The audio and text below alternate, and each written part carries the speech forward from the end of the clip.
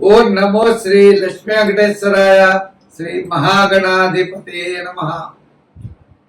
దేవం వందే జలధి శరదిం దేవత సార్వభౌమం వ్యాసప్రస్థ భువన విదిత యస్య వాహాది భూషాపేటి భువనమతలం పుష్కరం పుష్పవాటి సటీపాల శతమకముఖ చందన దుర్నోభూ. ఆ పరమేశ్వరుడు ఎప్పుడు వస్తాడు బయటికి అని ఆ కైలాస గుహల్లో ఉంటాడు కదండి. ఆయన పర్వత గుహల్లో ఉంటారు స్వామి. ఆ కైలాసం ఆయన దర్శన భాగ్యం కోసం ఋషులు, మునులు, గంధర్వులు అందరూ కూడా వెయిటింగ్ చేస్తూ ఉంటారు. ఆయన బయటకు వచ్చిందా, ఎప్పుడొస్తాడా అని. వచ్చిన వెంటనే ఆనందం. ఎంతో సమయం నుంచి ఆయన దర్శన భాగ్యానికి నిరీక్షిస్తూ ఉంటారు. ఎవరు?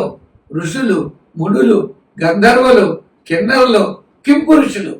వీళ్ళంతా ఆయన దర్శనం జరిగిన తర్వాత ఆయన పలకీలో ఎక్కించుకుని అలా మోస్తూ ఉంటారట ఈ ఋషీశ్వరులు. అప్పుడు వారి యొక్క ఆనందం అవధులు లేకుండా ఉంటుంది అన్నారు. చేత అటువంటి పార్వతీ పరమేశ్వరుల్ని ఆరాధించడం ఈ కార్తీక మాసంలో చాలా గొప్పది. చేత ఈ నవంబర్ నెలలో స్వామివారిని ఆరాధించండి. సోమవారం అదేవిధంగా కార్తీక ధర్మాల్ని ఆచరిస్తూ మీరు ఉన్నతమైనటువంటి దిశగా ప్రయాణం చేయడానికి అవకాశం ఉంటుంది. మీ రాశుల గురించి తెలుసుకుని కార్తీక ధర్మాలను ఆచరిస్తూ ఉంటే దోష పరిహారం ద్వారా మంచి ఫలితాలు మనం పొందగలుగుతాం. కార్తీక మాసంలో దానము, శ్రాద్ధము, అర్చన, శాలిగ్రామ దానాదులు అనంతమైన ఫలితంగా ఇవ్వడం జరుగుతుంది. ఇప్పుడు మీ రాశి గురించి తెలుసుకుని తప్పనిసరిగా సులభమైన పరిహారాలను ఆచరించడం ద్వారా సత్ఫలితాలు మనం పొందగలం. కుంభరాశి. ఈ కుంభరాశి వారికి నవంబర్ నెలలో మనం చూస్తే కుటుంబ విషయాలు, ఆర్థిక పరమైన విషయాలు కూడా నవంబర్ 15 నుండి నవంబర్ నెలాఖరు వరకు అనుకూలం. ఆర్థిక పరమైన విషయాలు, ఇతరుల యొక్క సహాయ సహకారాలు కూడా లభిస్తాయి. వీరు ఈ రాశి వారు నవంబర్ నెలలో విందులు వినోదాల్లో పాల్గొంటారు. ఆధ్యాత్మికమైన చింతన పెరుగుతుంది. మంచి ఆలోచనలు అనేవి తప్పనిసరిగా ఉంటాయి. శ్రమ కూడా ఉంటుంది.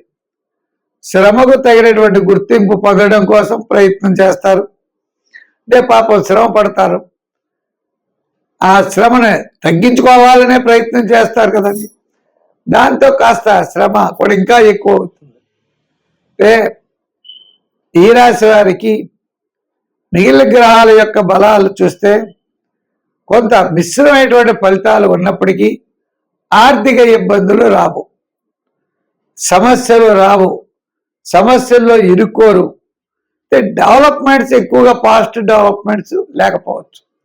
ఇంచేత శని ద్వితీయ స్థాన సంచారం వలన చిన్న చిన్న ఆటంకాలు ఉంటాయి. జన్మంలోనే కేతు, అంటే కొన్ని విషయాలు క్లారిటీ అనేది ఉండదు. విద్యార్థులు మనం తప్పనిసరిగా దక్షిణామూర్తిని పూజించాలి. రాజకీయ నాయకులు కూడా బెల్లాన్ని దానం చేయాలి.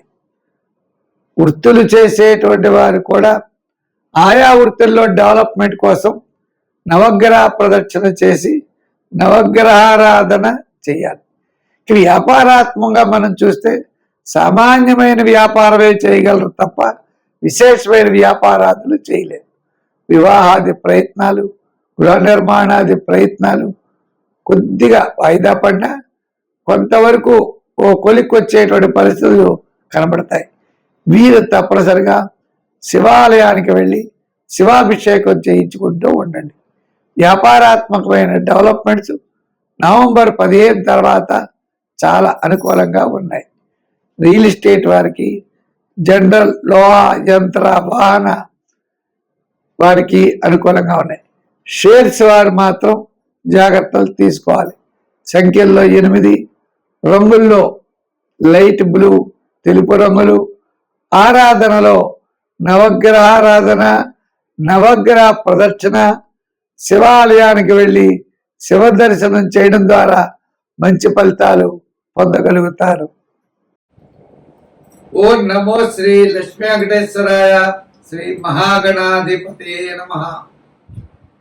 దేవం వందే జలధి శరదిం దేవత సార్వభౌమం వ్యాసప్రస్థ భువన విదిత ఇస్య వాహాది వాహ భూషాపేటి భువనమతలం పుష్కరం పుష్పవాటి సటీపాల శతమకముఖ చందన దుర్నోభూ. ఆ పరమేశ్వరుడు ఎప్పుడు వస్తాడు బయటికి అని ఆ కైలాస గుహల్లో ఉంటాడు కదండి. ఆయన పర్వత గుహల్లో ఉంటారు స్వామి. ఆ కైలాసం ఆయన దర్శన భాగ్యం కోసం ఋషులు, మునులు, గంధర్వులు అందరూ కూడా వెయిటింగ్ చేస్తూ ఉంటారు. ఆయన బయటకు వచ్చిందా, ఎప్పుడొస్తాడా అని. వచ్చిన వెంటనే ఆనందం. ఎంతో సమయం నుంచి ఆయన దర్శన భాగ్యానికి నిరీక్షిస్తూ ఉంటారు. ఎవరు? ఋషులు, మునులు, గంధర్వులు, కిన్నరులు, కింపురుషులు.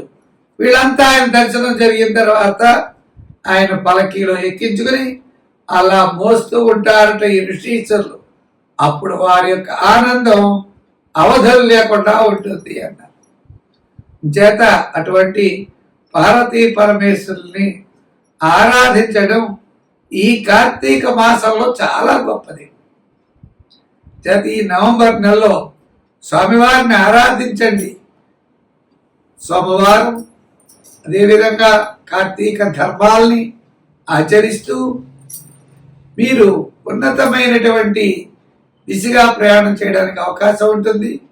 మీ రాశుల గురించి తెలుసుకుని కార్తీక ధర్మాలను ఆచరిస్తూ ఉంటే దోష పరిహారం ద్వారా మంచి ఫలితాలు మనం పొందగలుగుతాం. కార్తీక మాసంలో దానము, శ్రాద్ధము, అర్చన, శాలిగ్రామ దానాదులు అనంతమైన ఫలితంగా ఇవ్వడం జరుగుతుంది. ఇప్పుడు మీ రాశి గురించి తెలుసుకుని తప్పనిసరిగా సులభమైన పరిహారాలను ఆచరించడం ద్వారా సత్ఫలితాలు మనం పొందగలం.